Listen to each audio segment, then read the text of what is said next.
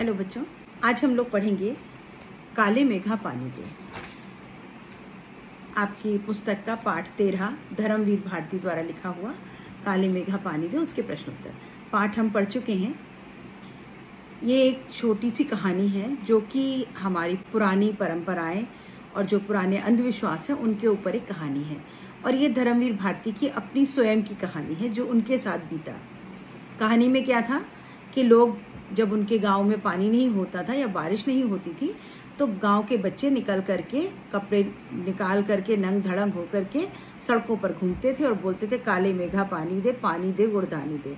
और घरों में लोग जो बहुत थोड़ा सा पानी होता था संभाल के बचाया हुआ रखा हुआ उस पानी को उनके ऊपर डाल देते थे और वो उसमें तरबतर होकर के कीचड़ में लथपथ होकर के सड़कों पर घुमा करते थे। तो लेखक को ये बात बहुत बुरी लगती थी कि जब पानी की वैसे ही कमी है और ऊपर से पानी को खर्च किया जा रहा है, बर्बाद किया जा रहा है, लेकिन उनकी जो दीदी थी वो उनसे ही ये पानी डलवाने का काम करने के लिए कहा। तो इन्होंने मना कर दिया था और कि ये काम मैं नहीं करूँगा। तर्क वितर्क भी किया, लेकिन दीदी ने कहा कि जब तक हम देंगे नहीं हमें मिलेगा नहीं। जैसे हम गेहूं हमें चाहिए तो गेहूं के बीज बोने पड़ते हैं, वैसे ही अगर हमें पानी चाहिए ईश्वर से तो पहले पानी देना पड़ेगा, उसके बाद बारिश होगी। तो तर्क इनके सब फेल हो गए, लेकिन फिर भी इनके मन में ये कहीं एक दर्द रह गया। कहानी देखिए, इसके प्रश्न देखिए। पहला प्रश्न है पाठ के साथ का। लोगों ने लड़कों की टोली को मेढक मंडली नाम किस आधार पर दिया? यह टोली अपने आप को इंद्रसेना कहकर क्यों बुलाती थी? अभी इनके बच्चों को नाम लोग कहते थे मेढक मंडली और वो लोग अपने आप को क्या कहते थे बच्चे? इंद्रसेना। तो इंद्रसेना वो खुद कहते थे, इंद्र मतलब पानी के देवता, तो वो अपने आप को इंद्रसेना कहते थे। अब लोग जो थे वो इनको मेढक मंडली क्यों बुलाते थे? लोग जब इन लड़कों को टोली को कीचड़ में धंसा देखते और नंगे शरीर को, उनके शोर शराबे को तथा उनके कारण गली में होने वाले कीचड़ या गंदगी को देखते तो वो इन्हें मेढक मंडली कहते थे। मेढक कैसे होते हैं? कीचड़ में रहते हैं, पानी में रहते हैं। तो इनको उनकी हरकतें देख करके, उनके कीचड़ में लिपटे हुए देख करके उनको नाम दे दिया था मेढक मंडली।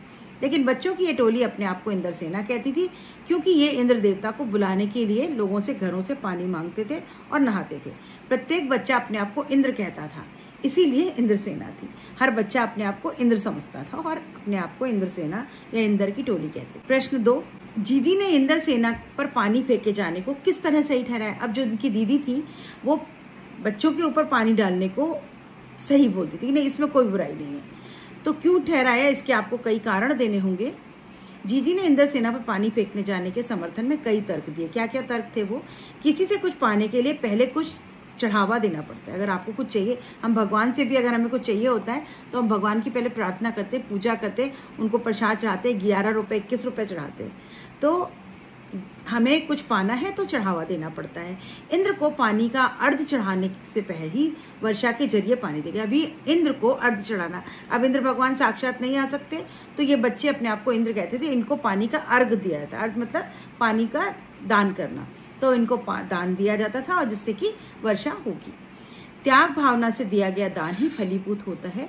जिस वस्तु की अधिक जरूरत है उसके दान से ही फल मिलता है। पानी की भी यही स्थिति। अभी दीदी कहती थी कि जो कुछ है वो दान में दिया, तो क्या दिया? जो चीज कम है वो दान में देने से दान का लाभ मिलता है। तो पानी इनके पास कम था, उस समय पानी नहीं होता तो थोड़ा थोड़ा पानी ये बचा के रखते थे, वही पानी वो बच्चों के ऊपर डाल देती थी। इसको वो सच्चा दान माना करती थी। जिस तरह किसान अपनी तरफ से 5-6 सेर अच्छे गेहूं खेत में बोता है ताकि उसे 30-40 मन गेहूं मिल सके। दीदी और क्या तर्क देती थी? दीदी कहती थी देखो अगर उसको 30-40 सेर गेहूं चाहिए तो क्या करता है, वो 2-3 किलो गेहूं डालता है खेत में, तब जाके 30-40 किलो गेहूं उगता है। इसी तरह पानी की बुआई से बादलों की अच्छी फसल होती है और खूब वर्षा होती है। इसीलिए जब हम पानी की बुआई करते, पानी डाल देते हैं तो अच्छी वर्षा होगी। ये दीदी ने तर्क दिए और ये तीनों तर्क ऐसे थे कि लेखक उस समय छोटे थे, वो कुछ कह नहीं पाए और चुपचाप दीदी की बात मान गए। प्रश्न 3 देखें। प्रश्न 3 देखें। पानी दे गुड़धानी दे, मेघों से पानी के साथ साथ गुड़धानी की मांग क्यों की जा रही थी? पानी मतलब तो आपको पता है गुड़ और धानी। गुड़ मतलब गुड़ दे दो, धान मतलब धान दे दो। तो गुड़धानी शब्द को वैसे तो अर्थ होता है गुड़ और चने से बना लड्डू, लेकिन यहाँ गुड़धानी से आशय है अनाज से।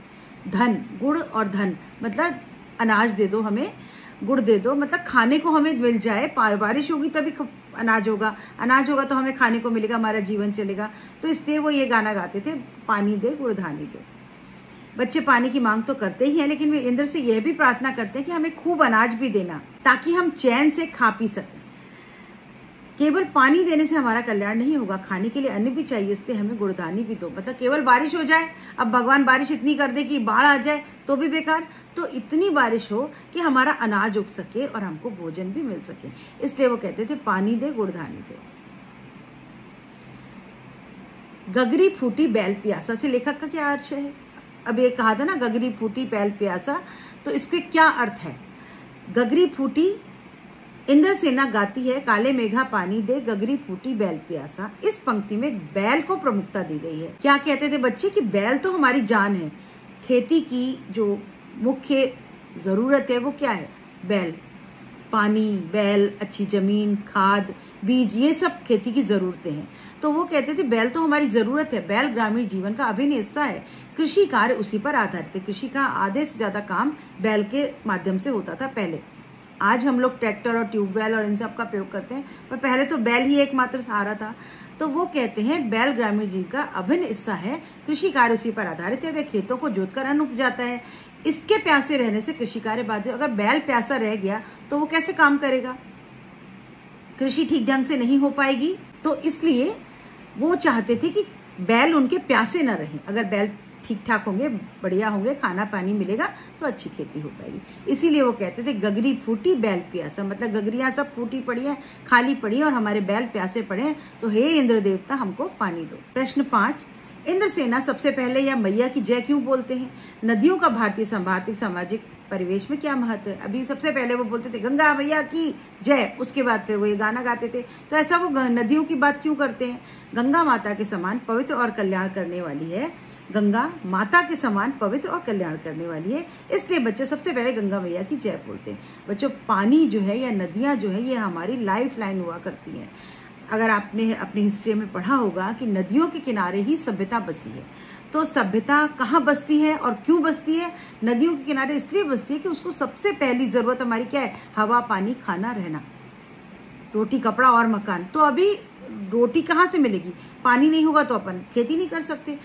पीने के लिए भी पानी चाहिए, घर बनाना उसके लिए भी पानी चाहिए। तो पानी हमारी सबसे प्राथमिक आवश्यकता है। तो इसीलिए नदियों के किनारे सभ्यता बसती थी।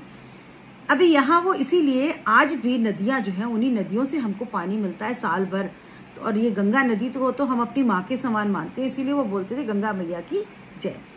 भारतीय संस्कृति में नदी को माँ की तरह पूजने वाली बताया गया। सभी नदियाँ हमारी माताएं हैं। भारतीय संस्कृति परिवेश में सभी नदियाँ पवित्रता और कल्याण की मूर्ति हैं। ये हमारे जीवन का आधार है। इनके बिना जीवन की कल्पना नहीं की जा सकती। भारतीय समाज गंगा और अन्य नदियों को धारित्री बताकर उनकी पूजा करता है। धारित्री मतलब जो जन्म देती हो, माँ, और हम इनकी पूजा करते हैं ताकि इनकी कृपा हमारे ऊपर हमेशा बनी रहे। आज भी मोदी जी ने गंगा अभियान शुरू किया है, नदियों की सफाई का अभियान शुरू किया। क्यों? क्योंकि हम पानी पानी तो चिल्ला रहे हैं, लेकिन पानी, नदी को गंदा कर रहे हैं, तो पानी कहाँ से मिलेगा? तो हमको नदियों को साफ सुथरा रखना पड़ेगा, उसका ध्यान रखना पड़ेगा, तभी हमें पानी जीवन भर मिल पाए। प्रश्न 6, रिश्तों में हमारी भावना शक्ति का बढ़ जाना विश्वास के जंगल में सत्य की राह खोजती हमारी बुद्धि की शक्ति को कमजोर करती है। पाठ में जीजी लेखक की भावना के संदर्भ में इस कथन के औचित्य की समीक्षा की। अब दीदी जो है वो बच्चे को समझाती हैं, रिश्तों में हमारी भावना शक्ति का बढ़ जाना, विश्वासों के जंगल में सत्य की राह खोजनी हमारी बुद्धि की शक्ति को कमजोर करती है। मतलब अगर हम अपनी बुद्धि लगाते हैं, बहुत ज्यादा जब आप बुद्धि लगाते हैं तो आपके जो विश्वास हैं, जो आस्थाएं हैं, वो समाप्त हो जाती हैं। अभी अगर हम भगवान को मानते हैं, ईश्वर को, अल्लाह को मानते हैं, और कोई कहे कैसे मानते हो, क्यों मानते, क्या तुमने देखा है भगवान को? तो हम में और आप में से किसी ने नहीं देखा।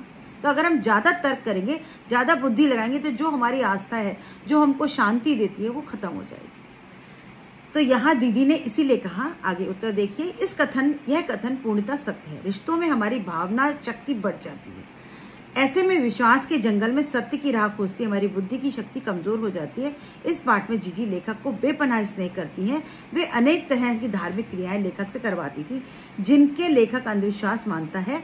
इंद्र सेना पर पानी फेंकने से मना करने पर जीजी अपने तर्क देती है, क्योंकि उन तर्कों की काट नहीं दे पाता, क्योंकि उन तर्कों के पीछे भावनात्मक लगाव था। अभी लेखक जो था, जो पहली पंक्ति है कि रिश्तों में हमारी भावना शक्ति को बांट देती है। अगर हम अपनी बात जबरदस्ती, अगर ये दीदी से बहस करते नहीं करूंगा मैं, ऐसा नहीं होता है, पानी डालने से कुछ नहीं होता, तो क्या होता? दीदी से जो इनका भावनात्मक रिश्ता था वो टूट जाता। तो इन्होंने कोई तर्क नहीं किया, सिर्फ इसलिए क्योंकि ये दीदी को बहुत मानते थे। तो भावना में हम अगर बुद्धि लगाने की कोशिश करेंगे तो हमारे रिश्ते जो है वो बढ़ जाते, टूट जाते हैं। भावना में जीवन के अनेक सत्य छिपे होते हैं, तो कुछ प्रकट हो जाते हैं। बुद्धि शुष्क होती है। बुद्धि क्या होती है? वो हम, अगर आप मन से सोचेंगे तो आप भाव आपके ध्यान में आएंगे, दिमाग से सोचेंगे तो लगेगा क्या बकवास है ये सब, कुछ नहीं है। तो बुद्धि शुष्क होती है, तर्क पर आधारित होती है। बुद्धि किस पर चलती है? तर्क पर चलती है। भावना में तर्क का स्थान नहीं होता, वहां विश्वास की प्रमुखता होती है। विश्वास खंडित होने पर रिश्ते समाप्त हो जाते हैं तथा समाज का ढांचा बिखर जाता है। एक उदाहरण के रूप में समझिए बच्चों, हम ईश्वर को प्रेम करते हैं। अगर हम बुद्धि लगाने लग जाएं, वहां हम दिल से काम लेते हैं। दिल से हम काम लेके ईश्वर को हाथ जोड़कर जब हम प्रार्थना करते हैं तो हमको अंदर तक शांति मिलती है। हमें लगता है हाँ, ईश्वर हमारी सुन रहा है और हमारा भला कर रहा है। अगर हम बुद्धि से काम लेने लग जाएं और हम कहें कि नहीं, ईश्वर तो कहीं है ही नहीं, तो क्या होगा? हमारी जो आस्था है वो टूट जाएगी और जो हमारे और ईश्वर के बीच में एक कनेक्शन बना है वो खत्म हो जाएगा और हम उस रिश्ते से दूर हो जाएंगे और फिर हमें शांति भी कहीं नहीं मिलेगी। हम मंदिर मस्जिद में क्यों जाते हैं? क्योंकि हम इस दुनिया से त्रस्त हो चुके होते हैं, तो हमें कहीं शांति चाहिए। वो शांति हमें मंदिर में जाके मिलती है। माँ है या नहीं है उससे कोई मतलब नहीं, पर क्योंकि हमारी आस्था है इसलिए ईश्वर है। जिस दिन ये आस्था खत्म, उस दिन ईश्वर नहीं होगा। कुछ लोग होते हैं जो नास्तिक को नहीं मानते, तो उनको अपनी शांति ढूंढने के लिए कहीं और जाना पड़ता है। तो इसीलिए ये जो तर्क है ये हमारे रिश्तों को, हमारी भावना को तोड़ देता है। बुद्धि जो है वो हमें जंगल में भटका देती है, हमें राह नहीं मिलती, फिर हम भटक जाते हैं। बुद्धि की शक्ति जो है वो हमको कमजोर कर देती है। इसका मतलब ये नहीं कि हम बुद्धि से काम नहीं करें, लेकिन कहीं पर आस्था और भावना में जहाँ हो वहाँ पर बुद्धि की जरूरत नहीं हो। हमारे जितने सारे त्योहार हैं, जितनी सारी जो हम रिश्ते नाते हैं, वो सब आस्था और विश्वास पे चलते हैं। इसमें बुद्धि की कोई गुंजाइश नहीं है। बुद्धि लगानी है तो काम में लगाओ, साइंस में लगाओ, रिश्तों में नहीं। रिश्ते में बुद्धि लगाई, रिश्ते खत्म। अभी पाठ के आसपास में कुछ प्रश्न है, वो देखिए। क्या इंद्रसेना आज के युवा वय का प्रेरणा स्रोत हो सकती है? क्या आपके स्मृति कोश में ऐसा कोई अनुभव है जब युवाओं ने संगठित होकर समाज उपयोगी रचनात्मक कार्य किया हो? अभी जो बच्चे थे, वो युवा वर्ग, वो इकट्ठा होकर के लोगों में क्या करते थे? उनके वो इंद्रसेना के पानी डालने से बारिश होती थी या नहीं होती थी, डजंट मैटर। ये यहाँ तर्क नहीं लगाना, बुद्धि नहीं लगानी, यहाँ भावना जुड़ी हुई है कि हम जब पानी डालेंगे, इंद्र को अर्घ देंगे तो हमें बारिश होगी। अभी नवरात्र आता है बच्चों, तो हम उसमें छोटी छोटी लड़कियों को बुला के देवी का रूप मान करके उनको खाना खिलाते हैं। क्या वो उन बच्चों को खाना खिलाने से देवी को खाना मिलता है? अगर हम बुद्धि लगाने की बात करें तो कहेंगे ये क्या मतलब है, यहाँ बच्चों को खिलाओ, देवी को कैसे मिलेगा? लेकिन क्योंकि आस्था और विश्वास में बुद्धि और तर्क का कोई जगह नहीं है, हम करते हैं, वो करते चले आ रहे हैं। हमें भी पता है अंदर से कि हाँ, ये करने से देवी तक खाना नहीं पहुंचता, लेकिन फिर भी हम करते हैं क्योंकि हमारे मन को शांति मिलती है। तो भावना, आस्था, विश्वास, उसमें तर्क की, बुद्धि की कोई गुंजाइश नहीं है। तो यहाँ पर जो युवा वर्ग था वो क्या करता था? ग्रुप बना करके लोगों में एक चेतना जगाता था, लोगों में थोड़ा सा धैर्य मिलता होगा कि नहीं बच्चों के ऊपर हम पानी नहीं देखना, होगी जरूर बारिश। हम इस तरह के बहुत से काम करते हैं। तो क्या ऐसा कोई अनुभव आपके पास है कि युवकों ने समाज उपयोगी कोई और काम किया हो? बहुत से होते हैं। हमारे बच्चे मिलकर के बहुत से काम के बीड़े उठा लेते हैं। जो 12-13 साल के बच्चे होते हैं, अगर वो जुट जाए, इकट्ठे एकजुट हो जाए, तो बड़े से बड़ा काम कर डालते हैं। इंद्रसेना आज के युवा वर्ग के लिए प्रेरणा स्रोत बन सकती है। इंद्रसेना के कार्यों को देखकर कोई भी युवा सामाजिक कार्य के लिए प्रेरित हो सकता है। हमारे मोहल्ले में भी पिछले दिनों कुछ युवाओं ने ऐसा कार्य किया। एक गरीब बुढ़िया बहुत बीमार थी, उसके इलाज पर 10,000 रुपए का खर्चा था। उस बुढ़िया के पास तो 200 रुपए मिले, देखते ही देखते लगभग 12,000 रुपए इकट्ठे हो गए। इस प्रकार बुढ़िया का इलाज हो गया, वह बीमारी से निजात पा चुकी थी। बच्चों ने क्या किया, जब देखा उसके पास तो 200 रुपए हैं, तो उन्होंने जुट गए और सबसे मांग मांग करके थोड़े थोड़े पैसे ला करके 12,000 रुपए इकट्ठे कर डाले और उस बुढ़िया का इलाज करवा दिया। तो अगर हमारा युवा वर्ग किसी अच्छे काम में जुट जाए तो वो सब कुछ कर सकता। दूसरा प्रश्न है, तकनीकी विकास के दौर में भारत की अर्थव्यवस्था कृषि पर निर्भर है। कृषि समाज में चैत, बैसाख सभी माह बहुत महत्वपूर्ण है, पर आषाढ़ का चढ़ना उसमें उल्लास क्यों भर देता है? अभी आषाढ़ मास की बात करी गई, उसमें उल्लास क्यों आ जाता है? क्या ऐसा खास है आषाढ़ मास में? तकनीकी विकास के दौर में भारत की अर्थव्यवस्था कृषि पर निर्भर है। कृषि समाज में चैत, बैसाख आदि माह महत्वपूर्ण है, लेकिन आषाढ़ का चढ़ना उसमें उल्लास भर देता है। इसका कारण यह है कि इस महीने में अधिकतर वर्षा होती है। आषाढ़ के महीने में खूब अच्छी वर्षा होती है और किसानों को आशा की नई किरण मिलती है। जैसे ही बारिश शुरुआत होती है आषाढ़ में, जस्ट गर्मी के बाद, तपती गर्मी के बाद आषाढ़ का महीना आता है और हल्की बारिश शुरू होती है, तो किसान जो है वो आशा से, उत्साह से भर जाता है कि अब बारिश होगी और अब मैं नए बीज बोऊंगा और हमारी फसल अच्छी होगी। जमीन की प्यास बुझती है, तपती गर्मी से जो जमीन फटने, दरारें पड़ने लग जाती हैं, वो ठीक हो जाती है। खेत बुआई के लिए तैयार हो जाते हैं, जमीन बीज बोने के लिए खेत तैयार हो जाता है। खेतों में धान की रोपाई होती है और इस समय उल्लास छा जाता है। गर्मी से थोड़ी राहत मिलती है, पानी की कमी दूर हो जाती है। कृषि कार्य के आरंभ होने से गांव में प्रसन्नता का माहौल होता है। तो आप इतनी सब बातें पॉइंट बना के लिखेंगे, यहाँ पैराग्राफ में लिखिए, आप इसको पॉइंट में लिखेंगे। गर्मी के बाद जब बारिश का मौसम आता है तो किसान खुश हो जाता है, गर्मी से राहत मिलती है, बीज बोने का सही समय होता है, बीज से धरती तैयार हो जाती है, जमीन की भी गर्मी जो है वो शुष्कता शांत हो जाती है, नमी आ जाती है, लोग खुश हो जाते हैं, किसान जो है वो आशा से भर जाता है और लोगों में उल्लास छा जाता है। इसीलिए आषाढ़ महीना उनके लिए बहुत महत्वपूर्ण। पाठ के संदर्भ में पुस्तक में दी गई निराला की कविता बादल राग पर विचार कीजिए और बताइए कि आपके जीवन में बादलों की क्या भूमिका है। अभी आपके पुस्तक में एक और बादल राग एक कविता है, जब आप वो पढ़ लेंगे तब आप इसका प्रश्न का उत्तर देंगे। वहाँ पर निराला जो है वो बादल के बारे में बात करते हैं कि बादल हमें क्या देता है, बादल से हमको क्या फायदा है। बादल हमारे जीवन का अभिन्न अंग है, बादलों के बिना जीवन की कल्पना करना संभव नहीं है। बादलों के आकाश में छा जाने से सभी का मन प्रसन्न हो जाता है। बादल यदि अपने निर्धारित समय पर बरसते हैं तो खूब धन्य धानते हैं। अगर समय पर बारिश हो जाए तो अच्छी खेती होती है, अच्छी पैदावार होती है, खेत फसलों से लहलहा उठे, अतः बादल हमारे जीवन का आधार है। यही निराला ने अपनी उस कविता में बताया है। प्रश्न 4, त्याग तो वह होता है, उसी का फल मिलता है। अपने जीवन के किसी प्रसंग से सूक्ति की सार्थकता समझाइए। अब आपको ये अपने जीवन का कोई उदाहरण देके बताना है कि त्याग क्या होता है। वही त्याग होता है जब आप अपनी किसी कमी में उसका दान करें। आपके पास जब बहुत ज्यादा, आप करोड़पति हैं, आपने 10 रुपए किसी को दिए, वो दान नहीं हुआ। दान क्या हुआ? जब आपके पास, आप खाने बैठे, आपके पास एक रोटी है और उसी समय कोई भिखारी आ गया तो आपने आधी रोटी तोड़ करके उसको खिला दी, ये दान हुआ। आपने अपनी भूख में अपना पेट काट करके उसको दिया। तो ऐसा कोई प्रसंग अगर आपके जीवन में बीता हो तो आप उसके बारे में लिख सकते हैं। पानी का संकट वर्तमान स्थिति में बहुत गहराया है। इस तरह पर्यावरण से संबद्ध अन्य संकटों के बारे में लिखिए। अभी ये प्रश्न बच्चों ऐसे प्रश्न उत्तर के रूप में इम्पोर्टेंट नहीं है, लेकिन आपके अनुच्छेद में पानी का संकट, इस बारे पर आपके अनुच्छेद आ सकता है। तो आप इस कहानी का से मटेरियल निकाल करके आप इस प्रश्न का या अनुच्छेद लेखन कर सकते हैं कि पानी हमारे लिए कितना ज़रूरी है। कि बारिश नहीं होती तो सूखा पड़ जाता है, अनाज की कमी हो जाती है, सब तरफ अकाल पड़ जाता है, लोग हाहाकार करने लग जाते हैं। और हम क्या करते हैं? हम पानी को बचाते नहीं हैं, नदियों को गंदा करते हैं, गंदा कचरा पानी में फेंक देते हैं और ये नहीं सोचते कि यही पानी हमको पीना है। आज अगर हम पानी गंदा करते रहेंगे, और नेचुरल रिसोर्सेज हमारे पास बहुत लिमिटेड है बच्चों। कहते हैं पूरी धरती का 3% पानी है, 3% केवल पानी है पीने लायक। समुद्र तो बहुत है, लेकिन पीने लायक केवल पानी 3% है, जो नदियों से आता है। पानी ऊपर भाप बन के जाता है और नदियों से आता है।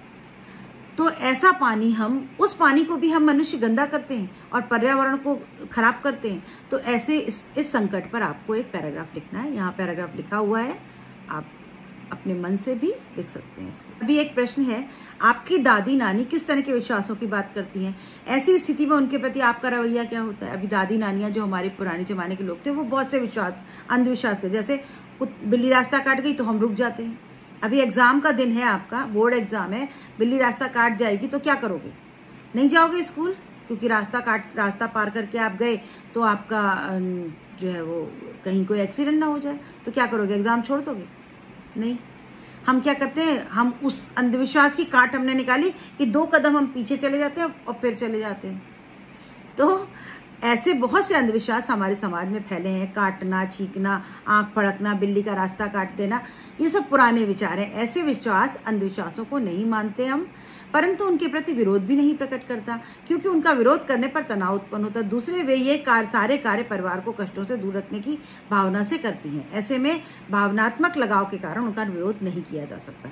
तो हम भी यही करते हैं। हम अपने ऐसे अंधविश्वासों को, हमें पता है कि इससे कुछ नहीं होता, लेकिन फिर भी हम करते हैं। चलते समय मम्मी एग्जाम में एक टीका लगाती है, दही बर्फी खिलाती है। दही बर्फी खाने से क्या सब याद आ जाएगा? नहीं ना। अगर पढ़ाई नहीं करी है तो कुछ भी नहीं कर पाओगे वहाँ पर, लेकिन फिर भी हम दही बर्फी जरूर खा लेते हैं। क्यों? क्योंकि इससे हमारा कोई नुकसान नहीं है। तो क्योंकि इन विश्वासों के साथ हमारी भावना जुड़ी है, तो हम ये काम बिना जिस विश्वास से कोई नुकसान नहीं होता उसको कर लेने में कोई बुराई नहीं है। लोगों की भावनाओं को ठेस नहीं पहुंचती और उनके मन में शांति मिलती है, इसलिए हम इस बात को कर लेते हैं। तो आप इस पर अपने मन से, अपने शब्दों में लिख सकते हैं। कुछ प्रश्न जो हैं, एक प्रश्न है यहाँ बच्चों कि यदि आप धर्मवीर भारती के स्थान पर होते तो जीजी के तर्क सुनकर क्या करते और क्यों? काली मेघा पानी दे पाठ के आधार पर बताइए। अभी इस पाठ के आधार पर बताइए कि धर्मवीर भारती को तो करना पड़ा, पर वो पानी नहीं डालूंगा इसके लिए तो वो अड़ गए थे, उन्होंने नहीं डाला। आप होते तो क्या करते? यदि मैं लेखक के स्थान पर होता तो जीजी का तर्क सुनकर वही करता जो लेखक ने किया। हम भी वही करते, क्योंकि हम भी इस तर्क में विश्वास रखते हैं कि हाँ, पानी को वेस्ट नहीं करना चाहिए। क्योंकि तर्क करने से तो जीजी शायद ही कुछ समझ पाती, उनका दिल दुखता और हमारे प्रति उनका सद्भाव भी घट जाता। लेखक की भांति मैं भी जीजी के प्यार और सद्भाव को खोना नहीं चाहता। यही कारण है आज भी बहुत सी बेतुकी परंपराएं हमारे देश को जकड़े हुए हैं। अभी हम पानी नहीं डालते, कुछ भी करते, लेकिन कुछ बातें दीदी की मान लेते। नहीं मानते तो क्या होता, दीदी हमें प्यार करना छोड़ देती। तो हम उनकी भावना को ठेस नहीं पहुंचाएं, इसलिए हम बहुत सी बातें मान लेते हैं और यही आज भी होता आ रहा है। हम मम्मी के बहुत सी बातें ऐसी मान लेते हैं अपने घर में जो कि जिसका कोई आधार नहीं है, बस इसलिए मान लेते हैं कि माँ को कहीं दुख ना हो। तो हम भी यही करते जो धर्मवीर भारती ने किया। अभी दिन दिन गहराते पानी के संकट से निपटने के लिए क्या आज का युवा वर्ग काले मेघा पानी देकर कि इंद्र सेना की तर्ज पर कोई सामूहिक आंदोलन प्रारंभ कर सकता है? जैसे उस समय बच्चों ने इंद्र सेना की पानी के लिए एक संगठन बना लिया, इंद्र सेना कहलाने लगे अपने आप को। क्या आज का युवा वर्ग इस पानी के संकट से बचने के लिए कुछ कर सकता है? हाँ, कर सकता है। अगर हम सब इकट्ठे हो जाएं और हमारे बच्चे गली गली निकल जाएं और लोगों को समझाएं कि पानी बर्बाद मत करो, पानी को बचाओ, तो हो सकता है लोग सुने। पानी की कहीं भी वेस्टेज देखें, नल को बंद कर दें, बहता पानी ना करें, गंदे पानी को सफाई अभियान और बच्चे करते हैं। बहुत से यूनिवर्सिटी के बच्चे एक साथ इकट्ठे होकर नदियों की सफाई करने के लिए निकलते हैं। हफ्ते में एक बार, महीने में एक बार इकट्ठे होकर के नदियों नालों की सफाई करते हैं। उनको देख करके लोग और प्रेरित होते हैं कि देखो ये पढ़ने वाले बच्चे स्कूल के, और ये बच्चे सफाई कर रहे हैं तो हम कम से कम गंदा ना करें। तो ऐसा कार्य हम कर सकते हैं।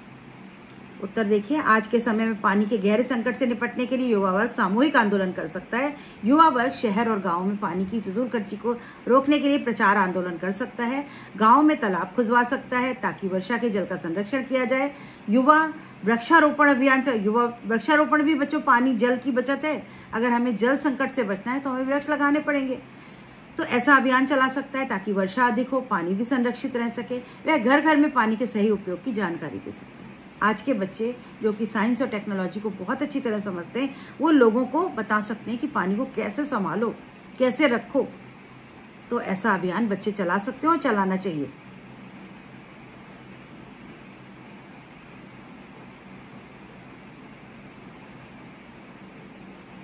अब अगर एक प्रश्न आए कि जीजी के व्यक्तित्व की प्रकाश डालिए, व्यक्तित्व मतलब उनका कैरेक्टर कैसा था, उनका व्यक्तित्व, पर्सनैलिटी कैसी थी, तो आप इसमें पॉइंट बना के लिख सकते हैं कि जीजी के व्यक्तित्व की निम्नलिखित विशेषताएं थी। क्या क्या विशेषता थी? वो स्नेहशील थी, बहुत प्यार करती थी उसको।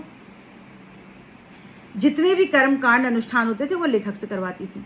फिर आस्थावान थी वो, दीदी बहुत भगवान में आस्था रखती थी, विश्वास रखती थी, तो वो सब पूजा पाठ करती रहती थी और इन बच्चों से कहती थी तुम भी करो। तर्कशील, और तर्क भी देती थी। ऐसा नहीं कि दीदी इनकी किसी बात को मान लिया, अपने तर्क देके दीदी ने अपनी बात को समझा दिया कि देखो हम इसलिए पानी डालते हैं। तो वो तर्कशील भी थी। तो आप ये 2-3 बातें दीदी के बारे में लिखकर प्रश्न का उत्तर लिख सकते। काली मेघा पानी दे स्मरण, संस्मरण, ये याद रखिएगा बच्चों, ये संस्मरण है। ये संस्मरण विज्ञान के सत्य पर सहज प्रेम की विजय के चित्र को प्रस्तुत करता है। यहाँ पर प्रेम की विजय हुई है, साइंस के ऊपर, विज्ञान के ऊपर प्रेम जीत गया। कैसे?